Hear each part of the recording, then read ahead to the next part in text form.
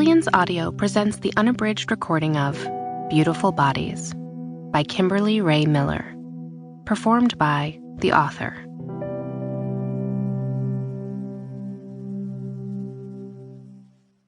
For Roy, my Superman. Patience and fortitude.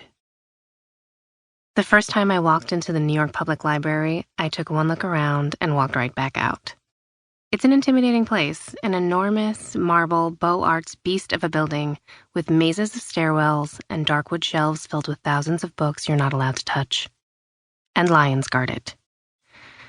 Colossal marble lions named Patience and Fortitude. I will need patience and fortitude if I am going to find the answers I need. Answers to dull the constant, anxious stress of obsession.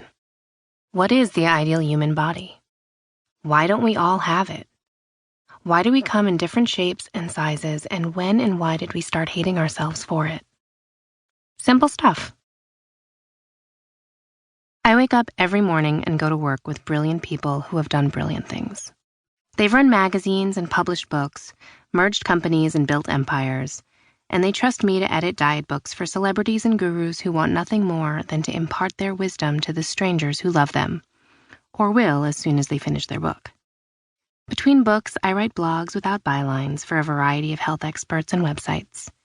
Articles about the opiate qualities of lettuce and how kale is miraculous in its superfoodiness, but might also destroy your thyroid, and which non-dairy milk is the best non-dairy milk for bikini season.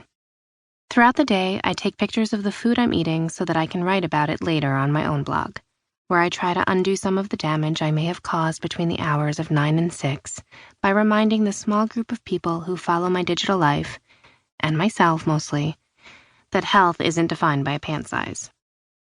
My favorite part of each day happens before I dole out a single word of anonymous advice.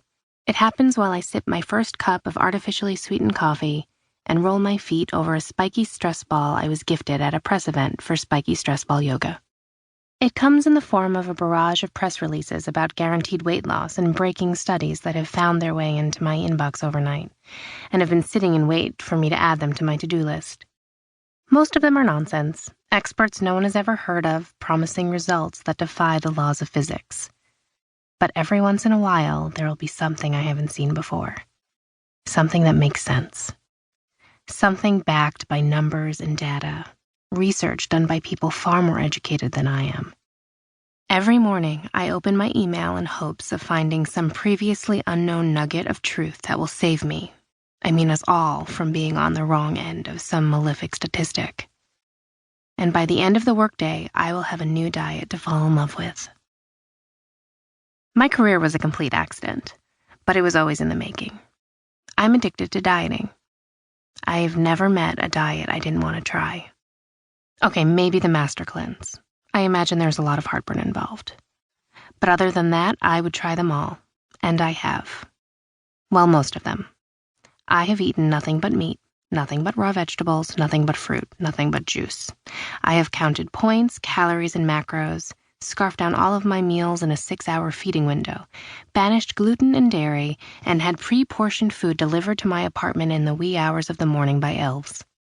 I have paid an arthritic old Romanian woman in a dentist's office to sodomize me with a hose, flood my colon with filtered water, and then suck my feces out with that very same hose. All of it in the name of weight loss. Dieting is my only real hobby. I have come to rely on the structure and hope diets provide as a way of anchoring myself in the world. When there are no rules or promises to life, diets provide them. When things are at their most stressful, calorie counting is a refuge of control. I am aware that this is very much in line with disordered eating behavior. I have no concept of what ordered eating behavior looks like. I'm not in the slightest bit alone, though. Disordered eating has become so culturally ubiquitous that we now have a name for people who are too healthy, relentlessly healthy. People who take every article someone like me writes to heart and adjusts their life accordingly. Orthorexia is just one of the long list of new feeding and eating disorders we can now be classified as having. I don't know many people who don't agonize about every meal, whether to leave the table proud.